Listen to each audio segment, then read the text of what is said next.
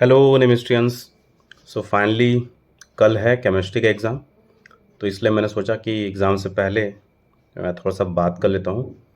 तो कुछ बातें हैं जो मैं शेयर करना चाहता हूँ, जो एग्ज़ाम से पहले और एग्ज़ाम के समय सभी स्टूडेंट्स को ध्यान देना है। तो पहले एग्ज़ाम से पहले क्या क्या चीज़ों पे ध्यान देना है उस पर बात करते हैं। जो भी अपना सिलेबस है केमिस्ट्री का, चैप्टर 1 से लेकर के 16 तक, इसमें कुछ ऐसी बातें होंगे जिसको आप सभी रट रट के थक गए होगे और याद नहीं आ रहा है, या कुछ देर याद रहता है उसके बाद भूल जाते हो।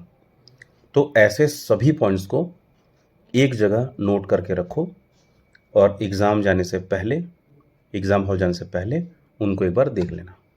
पहला पॉइंट अभी लिखना उसको, रात में ही आज, है ना।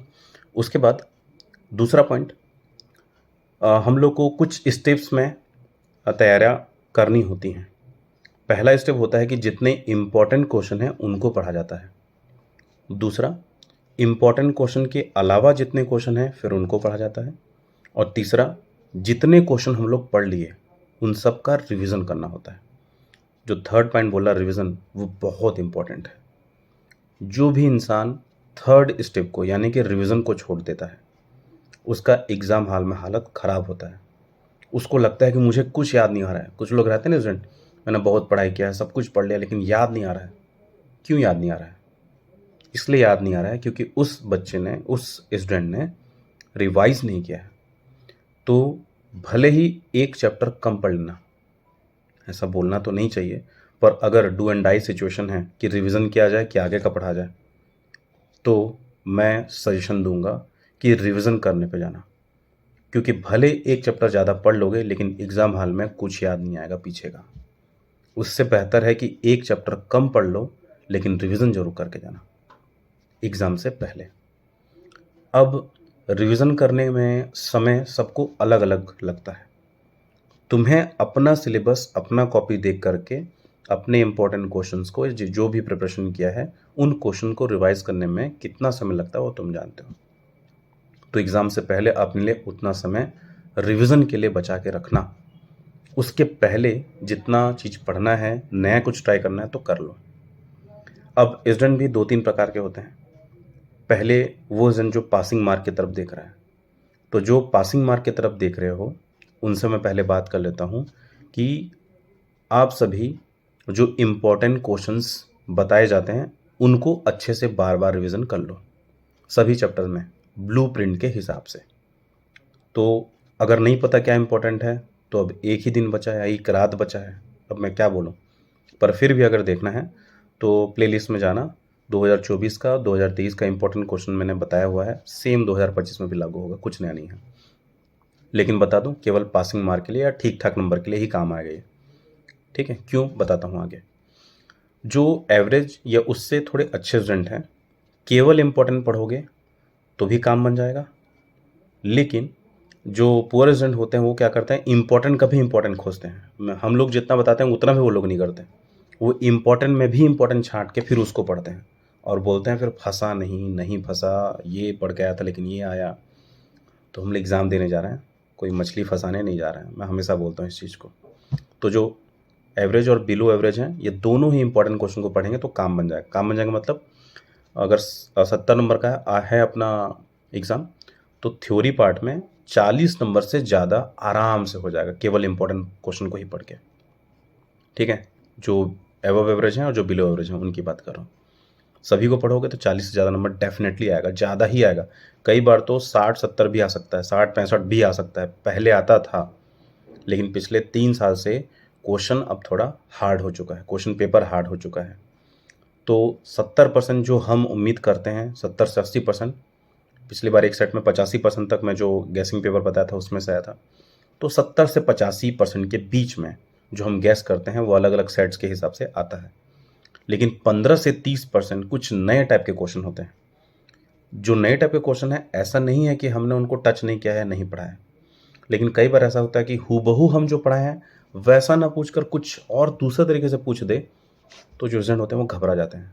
ये तो हमने पढ़ाया नहीं है, हमारे टीचर तो ये बताया नहीं, हम कैसे बनाएंगे। उनको चाहिए कि जो मैंने पढ़ाया है या किसी टीचर ने पढ़ाया है एग्जैक्टली वही क्वेश्चन उनको दिख जाए तो फटाफट लिख देंगे। अपना दिमाग लगा के कि इस टॉपिक से है या इस पर्टिकुलर एरिया से क्वेश्चन आ रहा है, वो सोचने का समय नहीं है। तो इस बार ऐसा मत करना। अगर कोई टफ क्वेश्चन दिखे तो थोड़ा सा सोच लेना, समझ लेना कि कौन से टॉपिक से हो सकता है, और उससे रिलेवेंट जो भी आंसर दिमाग में है उसको लिख के आना, छोड़ के मत आना। ठीक है, तो मैंने बात कर लिया है बिलो एवरेज और अबव एवरेज या एवरेज स्टूडेंट से। अब बात करते हैं उन स्टूडेंट की जो फुल मार्क्स लाने का ट्राई कर रहे हैं। मैं अब लोड नहीं दूंगा कि 70 में 70 लाना ही वाले हैं या नहीं आएगा तो क्या होगा, या जो भी वटेवर। सीधी सी बात, अगर ट्राई कर रहे हो फुल मार्क्स लाने का तो केवल इंपॉर्टेंट क्वेश्चन पढ़ने से काम नहीं बनेगा। उनको क्या करना है, इंपॉर्टेंट तो पढ़ना ही है, उनका रिवीजन भी करना है। पहला काम इंपॉर्टेंट पढ़ो, दूसरा काम इंपॉर्टेंट का रिवीजन भी करो, तीसरा काम उसके अलावा जो एक्स्ट्रा क्वेश्चंस हैं उनको भी करना है। अब एक्स्ट्रा क्वेश्चंस में क्या क्वेश्चन है, जो NCERT लिखा रहता है क्वेश्चन में, उन सब सारे क्वेश्चन को जितना ज़्यादा कर सको करना है। उसके अलावा पैटर्न सबने देख लिया। पैटर्न क्या है, पिछले 5 साल में किस तरह से प्रश्न पूछे जा रहे हैं, स्पेशली पिछले 3 वर्षों में, 2000 कहाँ से 21, 22, 23, 24 या 22, 23, 24, किस तरह से क्वेश्चन पूछे जा रहे हो, पैटर्न सब लोग देख लिए होंगे। उस पैटर्न के अकॉर्डिंग, ब्लूप्रिंट के अकॉर्डिंग दोनों को आपस में सामंजस्य बिठा के थोड़ा सा कोऑर्डिनेट करते हुए क्या क्वेश्चन आ सकता है, किन किन टॉपिक से क्वेश्चन आ रहा है, उन टॉपिक्स को अच्छे से तैयारी कर लेना। और न्यूमेरिकल्स बिल्कुल नहीं छोड़ना है, न्यूमेरिकल के फॉर्मूला अच्छे से याद रखना है, और फॉर्मूला में वैल्यू कैसे पुट करना है उसको अच्छे से याद रखना है। ठीक है, तो ये सब काम हमको करना है, स्पेशली टॉपर्स को। अब सब तैयारी कर ली अच्छे से।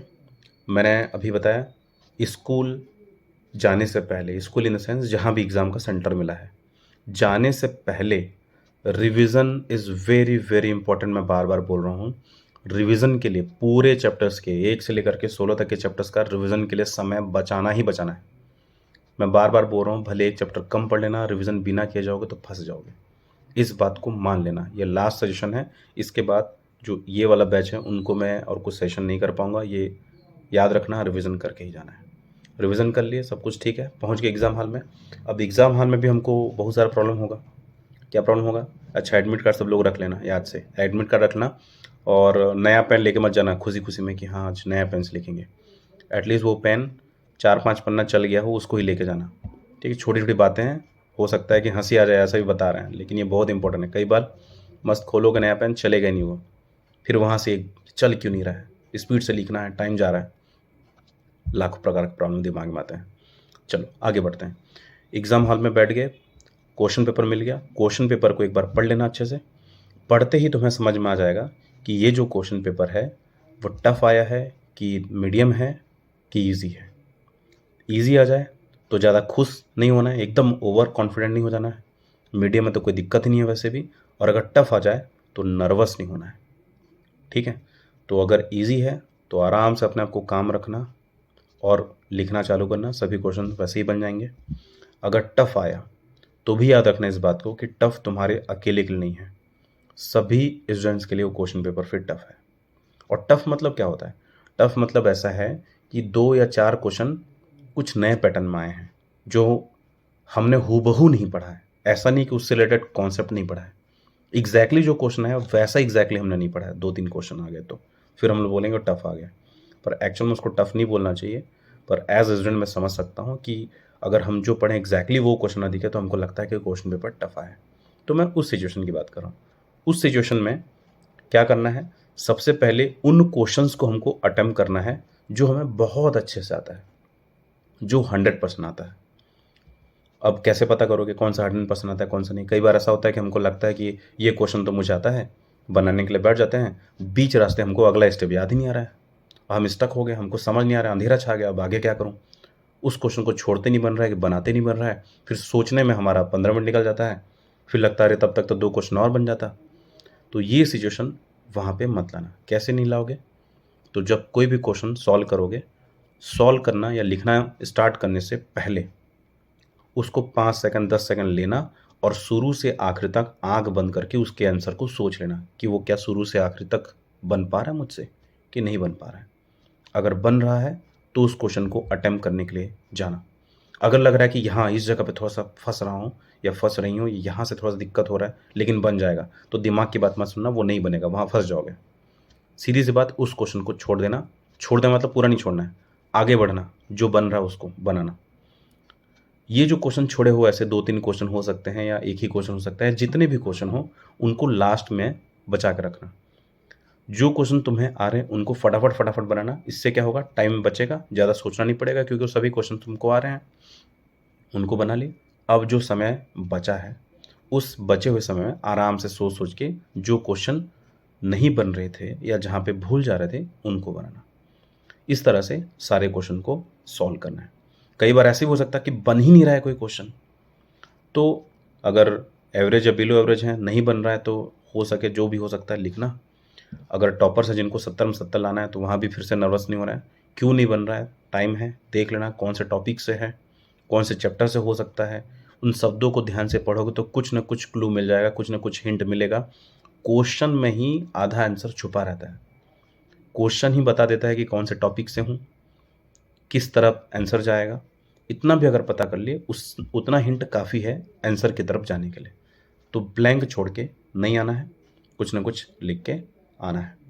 तो और मैं ज़्यादा समय नहीं लेता हूँ। आई होप क्या क्या सावधानी बरतनी है वो समझ गए हो। एग्ज़ाम हॉल में काम रहना है, कूल रहना है। जैसा भी क्वेश्चन पेपर आए, लोड नहीं लेना है, भार नहीं लेना है, कोई दिक्कत नहीं। बन गया तो ठीक, नहीं बना तो प्रयास करना वहाँ पे ज़्यादा से ज़्यादा अटेम्प्ट करने का, ज़्यादा से ज़्यादा क्वेश्चन को सॉल्व करने का। बस इतना ही मैं बोलना चाहता हूँ। और लास्ट में सबको all the very very best. और लास्टली मैं फिर से रिपीट कर रहा हूँ, रिवीजन करके ज़रूर जाना। ठीक है, मिलते हैं एग्ज़ाम के बाद। All the best again.